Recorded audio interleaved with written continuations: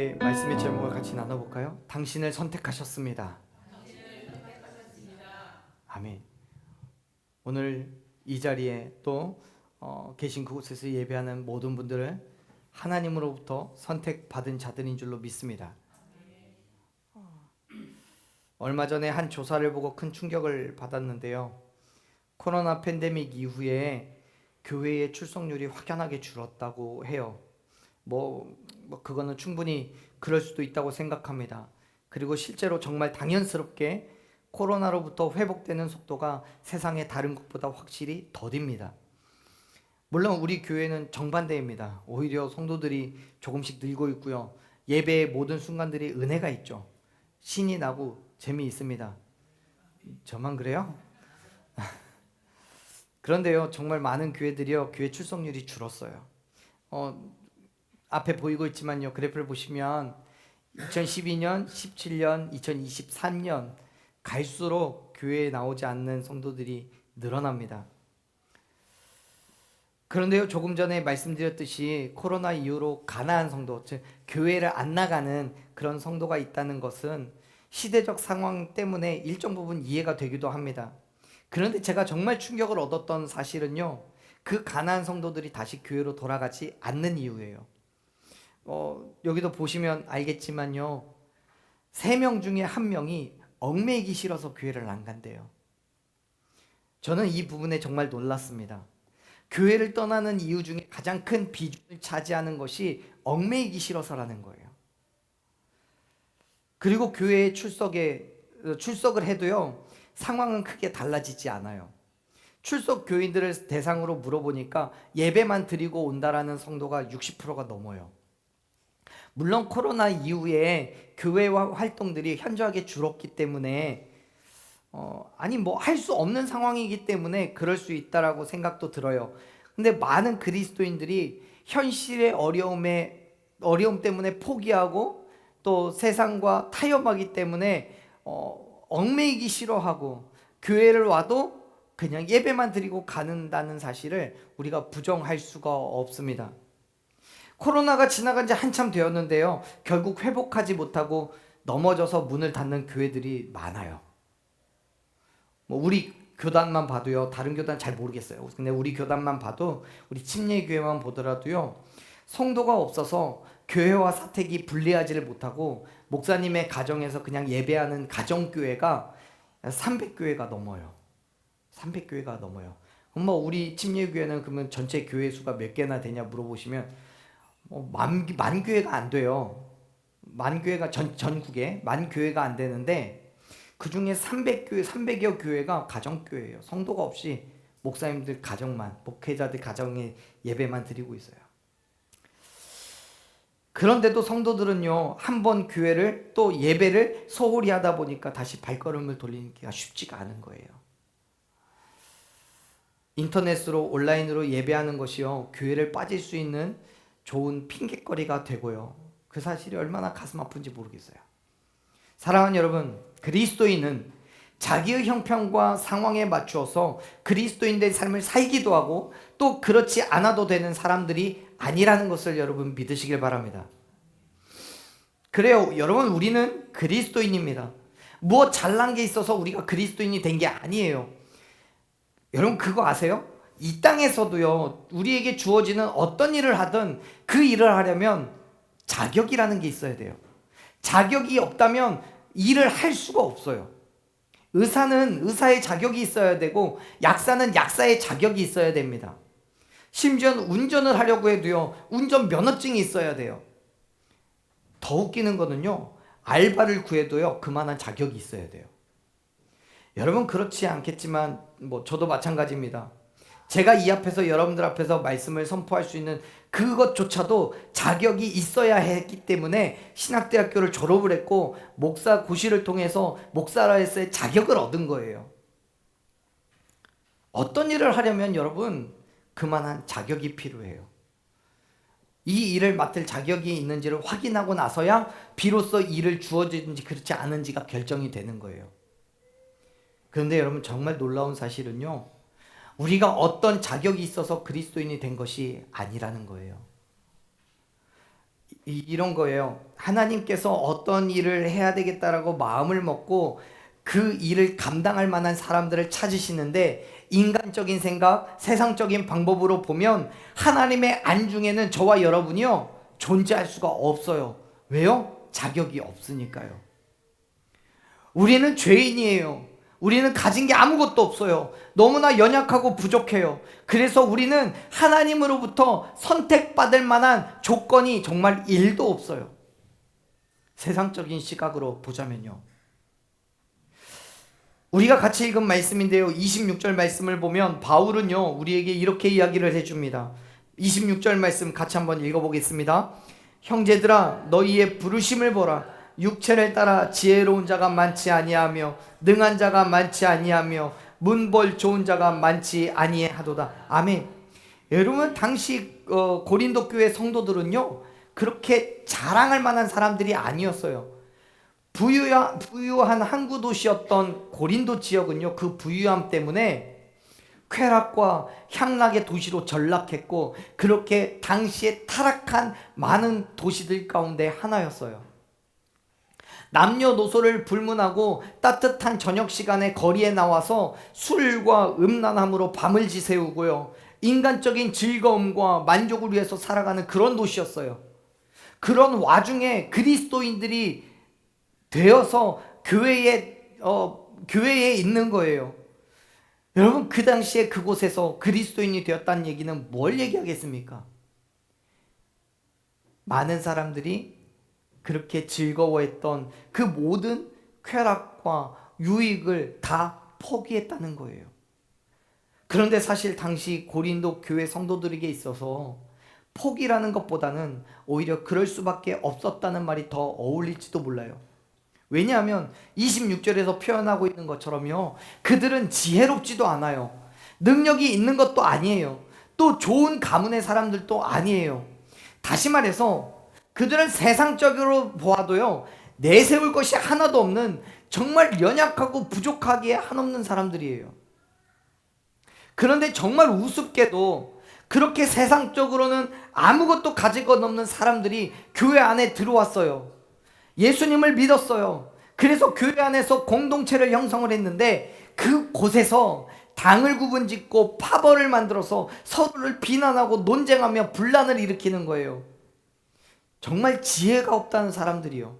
세상에서는 서로 조롱당하고 멸시받기에 부족함이 없는 사람들이 교회에 와서는 자신들의 기득권을 유지하려고 하고 내가 잘났다라고 이야기하는 거예요. 그래서 바울은 고린도 교회 성도들의 그러한 상황에 대해서 정말 팩트로 이야기하는 거예요. 당신들이 그리스도인이 되어서 교회에 다니고 있는 거는 그럴 만한 사람들이기 때문이 아니에요. 하나님께서 당신들을 그리스도인으로 삼아 주신 것은 그럴 만한 자격이 있기 때문이 아니라 전적인 하나님의 은혜인 거예요 라고요.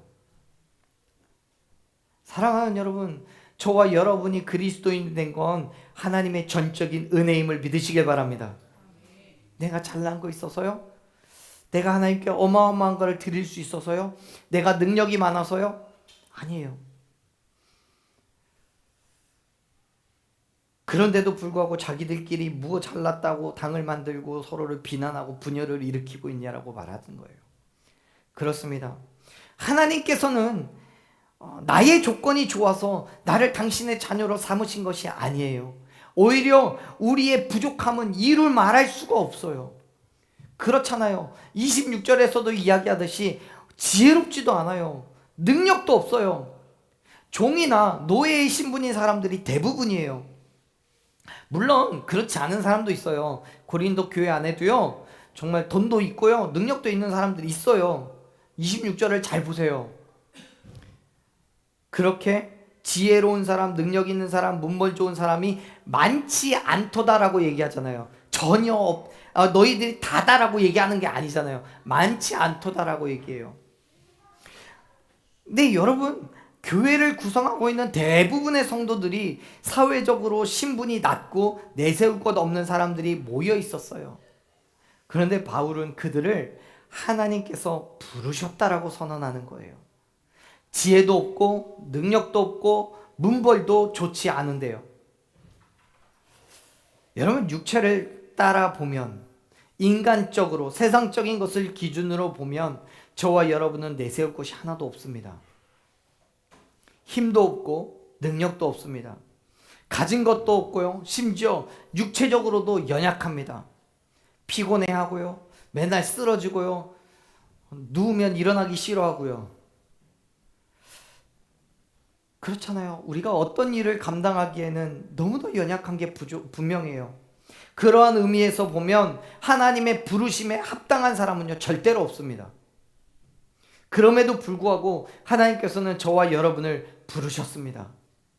부르셔서 하나님의 자녀로 삼으시고 하나님이 원하시는 그 일을 하게 하셨음을 믿으시길 바랍니다. 할렐루야.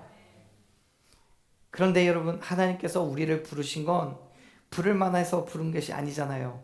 하나님의 사랑으로 부족한 우리를 그냥 품어주셨고 하나님의 자녀가 되기는 엄청난 권세를 주신 거예요. 그게 하나님의 전적인 은혜예요. 그래서 바울은요, 로마서에서 뭐라고 합니까? 로마서 3장 23절 24절 말씀을 보면 그렇게 말해요. 모든 사람들이 죄를 범해서 하나님의 영광에 이르지 못했는데 그리스도 예수 안에 있는 속량으로 말미암아 하나님의 은혜로 값없이 의로운 자가 되었다라고요.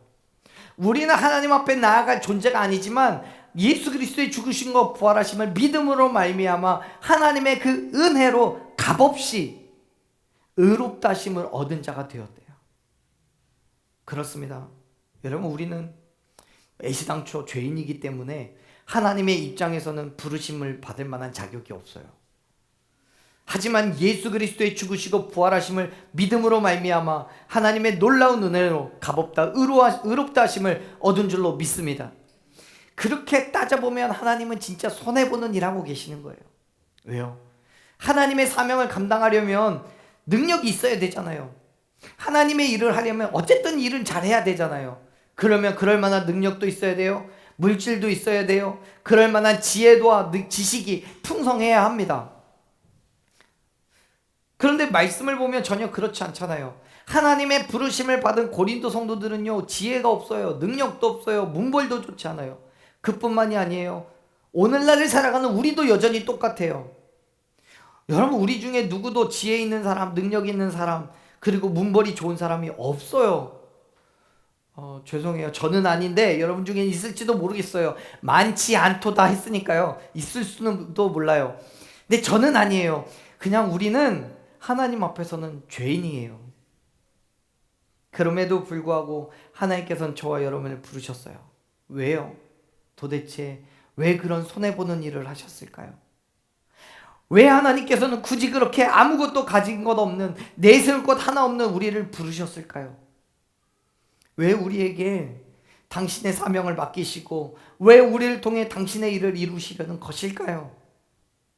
하나님께서 그 필요한 사명을 맡기시고 그 일을 하게 하시는 그 이유는 뭘까요?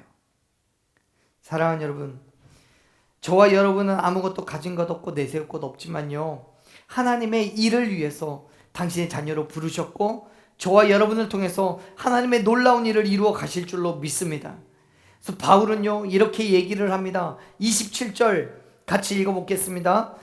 그러나 하나님께서 세상에 미련한 것들을 택하사 지혜 있는 자들을 부끄럽게 하시려고 세상에 약한 것들을 택하사 강한 것들을 부끄럽게 하려 하시며, 28절 하나님께서 세상에 천한 것들과 멸시받는 것들과 없는 것들을 택하사 있는 것들을 폐하려 하시나니. 아멘. 하나님께서는 지혜롭다 말하는 세상을요, 강하다고 말하는 세상의 것들을요 부끄럽게 하시기 위해서 미련하고 연약한 나를 당신의 자녀로 도구로 택하셨다고 바울은 고백합니다. 세상의 천한 것들과 멸시받는 자들을 택하셨다라고 말해요.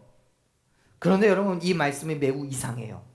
계속 말씀드리고 있지만 분명히 우린 미련해요. 약해요. 아무것도 할 수 없어요.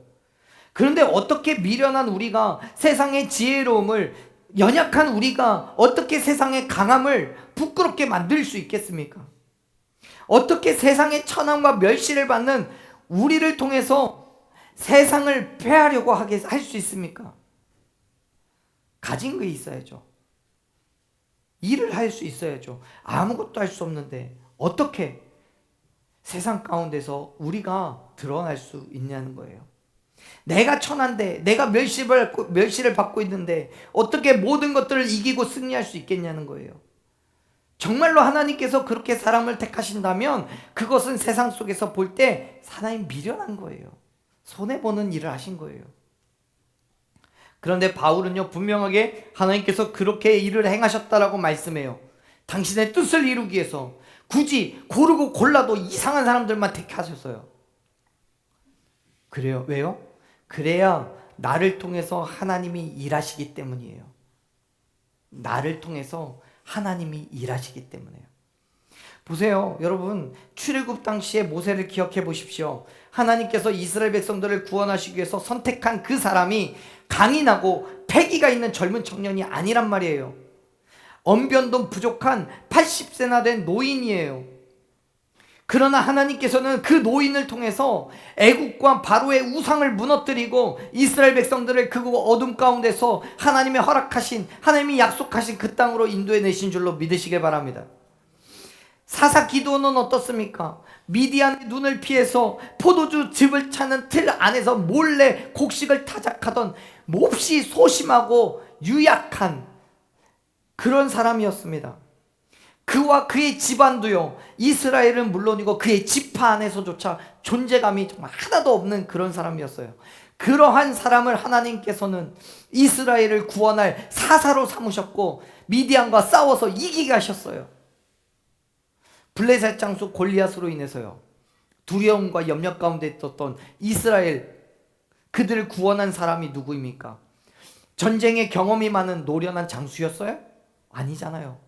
어리고 연약하여서 칼조차 들 수 없었던 어린 다윗이에요. 하나님께서는 그 다윗을 통해서 골리앗을 이기게 하셨고 이스라엘 백성들을 블레셋으로부터 구원하셨어요. 구약에서만 그래요? 신약을 보면 예수님께서 제자로 삼으신 그들이 누구입니까? 천하의 배움이 없는, 고작 바다에서, 갈릴리 바다에서 고기나 잡던, 물고기나 잡던 베드로와 요한과 야고보요. 멸시와 천대를 받는 그 세리와도 같은 그 마태, 삭개오, 이런 사람들이에요. 그런데 예수님은요, 그들을 제자로 삼으셨고 그들을 통해서 세상 가운데 복음을 선포하게 하셨어요. 여러분, 모세를 통해서, 그리고 기드온과 다윗을 통해서, 또 베드로와 요한과 마태와 삭개와 이런 제자들을 통해서 수많은 하나님의 일을 행하는 사람들을 통해서 하나님께서 어떤 유익을 얻으셨습니까? 세상에서 보면 한없이 부족한 사람들이지만 그들을 통해 하나님의 이름이 높아지고 하나님의 힘과 그의 능력이 세상 가운데 선포되었음을 여러분 믿으시길 바랍니다. 그들이 하나님의 이름을 들고 나가서 그의 복음을 선포할 때, 그의 능력으로 이스라엘을 구원했을 때 세상은 그들을 통해 하나님을 발견했고 하나님의 능력과 권세 앞에 무릎을 꿇게 되었다는 사실을 여러분 믿으시길 바라요. 어떻게 그렇게 되었어요? 하나님께서 그들 가운데 함께 하셨고 그들에게 힘과 능력을 주셨기 때문에요. 그들이 힘이 있어서 그런 게 아니잖아요. 능력이 있어서 그런 게 아니잖아요. 그렇다면 여러분, 결국 하나님께서 주신 사명을 이루어간 건 누가 한 거예요? 하나님께서 하신 거잖아요. 하나님께서 하셨기 때문에 성공했고 이겼고 승리했음을 믿으시길 바랍니다. 사랑하는 여러분, 계속 이렇게 말씀드려서 좀 그렇긴 하지만요, 사실이니까 여러분, 우리가 잘난 게 뭐 있습니까? 가진 게 뭐 있습니까? 세상의 시선으로 보면 우리는 정말 미련하고요, 약하고요, 천하고 멸시함을 받는 그런 사람들이에요. 하지만 하나님께서는 그러한 저와 여러분을 택하셔서, 나를 택하여 부르셔서 아무것도 할 수 없는 나에게 힘과 능력을 주셔서 맡겨주신 일을 하게 하신 줄로 믿습니다. 그렇기 때문에 당연히 그 일은 어떻게 돼요? 잘 될 거예요. 어떻다고요? 그 일은 잘 될 거예요. 내가 하는 게 아니니까요. 하나님께서 하시는 것이기 때문에 반드시 어떻게 될 거예요? 잘 될 거예요. 승리하게 될 거예요. 사랑하는 여러분, 그렇기 때문에 담대하십시오. 우리의 환경과 처지와는 상관없이 세상 가운데 담대히 서서 예수 그리스도의 복음을 선포하는 저와 여러분 되기를 간절히 축원합니다. 담대하게요. 용기를 내십시오. 하나님께서 우리를 통해 하시는 그 일 반드시 잘 될 거예요. 나는 할 수 없지만 나를 통해서 크고 놀라운 일을 행하실 하나님을 믿음으로 기대하는 저와 여러분 되기를 소망합니다. 내가 내 힘과 내 능력으로 하는 거 아니잖아요. 내가 가진 것이 있어도요, 내게 능력이 있어서도요, 내게 세상에 엄청나게 인정을 받고 있어서도요, 그렇게 해서 하나님의 일을 할 수 있는 게 아니에요. 하나님께서 저와 여러분의 부족함을 채우시고 필요한 힘과 능력을 더하여 주시기 때문에 하나님의 일을 감당할 수 있음을 여러분 기억하시길 바랍니다. 그렇기 때문에 하나님께 도움을 구하는 거예요. 하나님의 은혜를 소망해야 되는 거예요. 나를 통해서 하나님께서 영광 받으시고 나를 통해서 하나님의 이름이 높임 받으셔야 되기 때문에 하나님은 반드시 저와 여러분을 잘되게 하실 줄로 믿습니다. 하나님을 자랑하는 그 도구가 되게 하실 줄로 믿습니다. 누구도요, 하나님 앞에서 사실 나를 자랑할 수가 없죠. 바울은 이렇게 얘기해요. 29절 말씀 같이 읽어보겠습니다. 이는 아무 육체도 하나님 앞에서 자랑하지 못하게 하려 하심이라. 아멘. 여러분, 당시에 고린도 교회 성도들은 자기를 나타내기에 드러내기에 열심이었어요. 그들이 받은 은혜를, 은사를 내가 뭔가 자격이 있어서 그럴만해서 주신 거라고 착각했어요. 내가 그리스도인이 된 거, 교회를 다니고 있는 이유는 내가 뭔가 그럴만한 자격이 있어서 교회가 나를 필요로 해서 나의 가진 것, 나의 힘, 나의 능력을 필요로 해서 불러줬다라고 생각했어요. 그래서 나와 다른 사람을 비교하고 비난하고 책망하고, 그래서 교회 안에서 분란과 분쟁이 넘쳐날 수밖에 없었어요. 그래요, 여러분, 세상에서는 능력 있는 사람 찾을 거예요. 힘이 있는 사람을 원해서 그 사람에게 어떤 권한을 주고 자격이 있다고 말할 거예요. 그런데 하나님께서는 어떤 것도 필요가 없어요. 어떤 자격도 필요 없어요. 지금 내가 가지고 있는 거, 물질이 얼마만큼 많든 그거 필요 없어요. 내가 힘이 얼마만큼 있든, 능력이 얼마만큼 있든, 지혜와 지식이 얼마만큼 뛰어나든 하나님께는 아무런 필요가 없어요. 왜요? 그 모든 것들보다 더 많은 것을 하나님이 가지고 계시잖아요. 그렇기 때문에 누구도 하나님 앞에서 나의 잘남을 자랑할 수가 없는 거예요. 우리가 읽은 말씀은 아닌데요, 25절 말씀 보세요. 고린도전서 1장 25절 말씀 바로 위에 있어요. 25절 읽어봅시다. 읽습니다. 하나님의 어리석음이 사람보다 지혜롭고 하나님의 약하심이 사람보다 강하니라. 아멘. 바울이 그렇게 이야기하잖아요. 하나님의 어리석음이 사람보다 지혜로워요. 내가 아무리 지혜롭다고 할지라도 하나님의 미련함보다 못한 거예요. 내가 아무리 강하다고 할지라도 하나님의 약함보다 우리 따라잡을 수가 없어요. 여러분, 세상에 누가 지혜롭다고 말할지라도 그가 하나님 앞에서 자신의 지혜를 뽐낼 수 있겠습니까? 세상에 누가 강하다고 말할지라도 하나님 앞에서 자신의 강함을 드러낼 수 있겠습니까? 누구도 하나님 앞에서 자랑할 수 있는 것이 단 한 가지도 없음을 믿으시길 바랍니다. 하나님의 크고 힘있고 능력이 있으심은 세상에 누구도 따라갈 수 없어요. 그렇기 때문에 하나님 앞에서 나의 잘남을 자랑할 수 없는 거예요. 아니, 하나님 앞에서 내가 잘난 게 있을 수가 없어요. 누구도 세상의 지혜와 지식과 세상의 힘과 능력을 자랑할 수 없어요. 그런데 여러분, 이렇게만 말씀드리면 애초에 내가 가진 게 없는데 뭘 자랑할 수 있겠습니까? 라고 생각할 수도 있으실 거예요. 근데 여러분, 반대로 생각해 보십시오. 하나님 앞에서 내가 가진 것을 자랑할 수 없다는 건 곧 내가 가지고 있지 않아서 자랑할 수 없는데 그것을 염려하고 걱정하고 자격지심에 빠져서 남들과 비교할 필요가 없다는 얘기예요. 다 똑같아요. 하나님 앞에서는 다 죄인이에요. 그래서 남들과 비교할 이유도 없어요. 그래서 남들이 가지고 있는 걸 보고 나 혼자 실망하여서 좌절하고 넘어질 이유도 없어요. 내가 가진 것이 없다는 이유 때문에, 내 건강이 연약하다는 것 때문에, 내 환경이 엉망진창이라는 것 때문에 부끄러워할 이유도 없고요, 걱정과 염려와 근심할 필요도 없어요. 왜요? 지혜 있는 사람, 능력이 있는 사람들을 오히려 부끄럽게 하시는 하나님이시기 때문에요. 부와 명예와 권력을 가진 사람들을 폐하시는 분이 바로 하나님이시기 때문에요. 그리고 그 하나님께서 저와 여러분 가운데 함께 하시기 때문에요. 보세요. 바울이 이렇게 얘기하잖아요. 30절 말씀 읽어보십시오. 읽습니다. 너희는 하나님으로부터 나서 그리스도 예수 안에 있고, 예수는 하나님으로부터 나와서 우리에게 지혜와 의로움과 거룩함과 구원이 되게 하셨으니. 아멘. 우리가 하나님으로부터 나왔어요. 하나님의 자녀가 되었어요. 하나님의 그 힘과 능력과 권세가 다 누구에게 있어요? 나에게 있어요. 예수 그리스도 안에 있어요. 그런데 우리에게 지금 인간적으로 세상적인 가치 가운데 내가 물질이 없어서, 환경이 엉망진창이어서, 내가 건강이 부족하여서 왜 부끄러워요? 왜 걱정하고 왜 염려해요? 그보다 더 많은 것들을 가지고 계신 하나님이 나의 아버지 되시는데요. 예수 그리스도의 죽으심과 부활하심을 믿는 우리가 하나님의 자녀가 되었고, 죽음을 이기고 승리하신 예수님 안에 우리가 거하고 있는데 무엇가 부족합니까? 바울은 이렇게 말하는 거예요.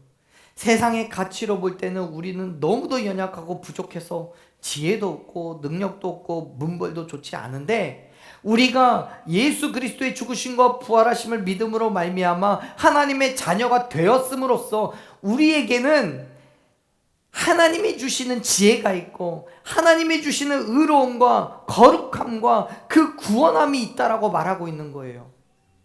그렇습니다. 우리가 가진 것 아무것도 없지만 능력과 하나님께서 예수 그리스도 안에 있게 하심으로써 오히려 세상의 것들로는 계산할 수도 없는 것, 그 놀라운 것들을 우리가 받았다는 사실을 여러분 믿으시길 바랍니다. 그게 바로 지혜이고 의로움이고 거룩함이고 구원함 받은 거예요. 하나님으로부터 나온 것이기 때문에 세상 것과는 비교할 수가 없어요. 세상에서는 따라갈 수도 없는 크고도 놀라운 거예요. 아니, 세상 속에서는 이런 모든 것들을 받을 수가 없어요. 찾을 수가 없어요. 그렇기 때문에 사랑하는 여러분, 우리는 내게 있는 것을 자랑하는 것이 아니라 예수 그리스도를 자랑해야 되는 거예요. 31절 말씀 같이 읽어봅니다. 읽겠습니다. 기록된 바 자랑하는 자는 주 안에서 자랑하라 함과 같게 하려 함이라. 아멘. 주 안에서라고 말하잖아요. 그건 다른 게 아니에요. 인간적인 어떤 것을 자랑하지 말라는 거예요. 하나님만 자랑하라는 거예요. 사랑하는 여러분, 이 땅을 창조하시고 다스리시는 하나님께서 저와 여러분을 부르셨고 당신의 자녀가 되는 권세를 주셨고 그렇게 그리스도인으로 살아가게 하셨어요. 그리고 우리에게 사명을 주셨고 그 일을 감당하게 하셨어요. 아무것도 아닌 나에게요. 가진 것 하나도 없는데요. 힘도 능력도 권세도 명예도 아무것도 없는데요. 여러분, 그게 은혜잖아요. 물론 지금 이 시간에도요, 세상의 가치로 보면 우리는 아무것도 아닙니다. 여전히 가진 것 없고요, 약하고 부족합니다. 그러나 사랑하는 여러분, 세상 가운데 당당하십시오. 부끄러워하지 마십시오. 그리스도인 된 삶을 결단하여 내가 그리스도인이라는 것을 담대하게 자랑하십시오. 바울은 로마서 1장 16절에서 자기는 복음을 부끄러워하지 않는다라고 고백합니다. 왜 부끄러워하지 않아요? 그 복음이 믿는 자에게 구원을 주신 하나님의 능력이기 때문에요. 그래서 바울은 구원을 베푸실 그 하나님의 능력을 믿음으로 부끄러워하지 않고 자랑한다는 거예요. 이 복음을 믿어야 산다고요.